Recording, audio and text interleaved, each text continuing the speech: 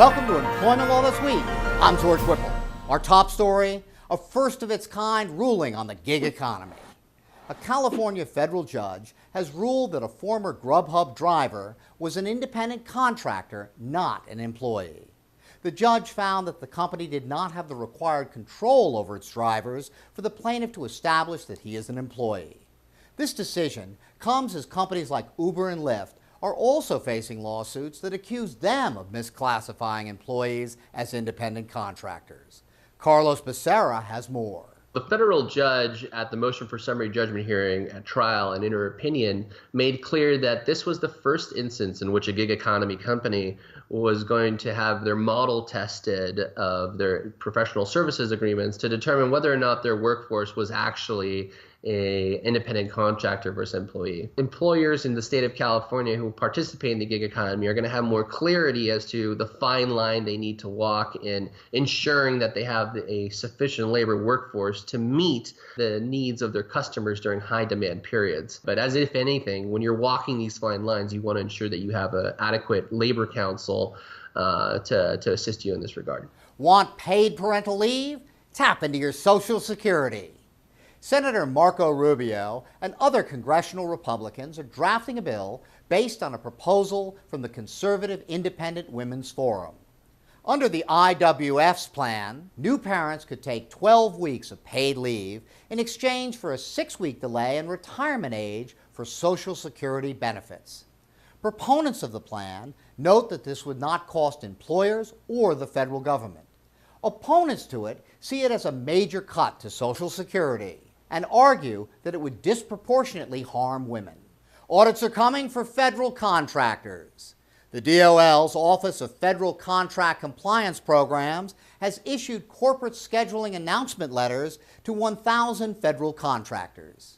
These letters notify the recipients that they should prepare for audits of their compliance with federal regulations that ensure equal employment opportunity and promote affirmative action. The OFCCP has also announced a return to voluntary annual caps on audits, which were implemented under George W. Bush and removed during the Obama administration. The NLRB has extended the deadline for providing feedback on changes made to rules for union representation elections in 2014, including the controversial ambush election rules. Late last year, the board issued a formal request for information over the strong objection of 2 members, both Democrats. They see this as a predicate for an attempt to roll back the rule. Policy discussions like this one come as the cost of enforcing employment regulations takes center stage in the federal budget discussions.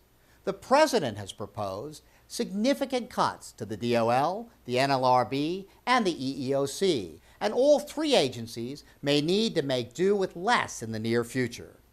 Critics have argued that the proposed cuts may be intended to limit the agency's ability to carry out their missions. And that brings us to our tip of the week.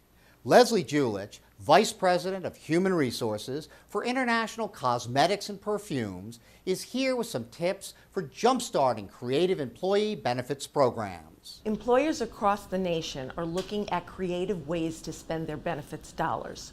And my advice for them is to take a look first at your demographics. Step 2, create an employee survey.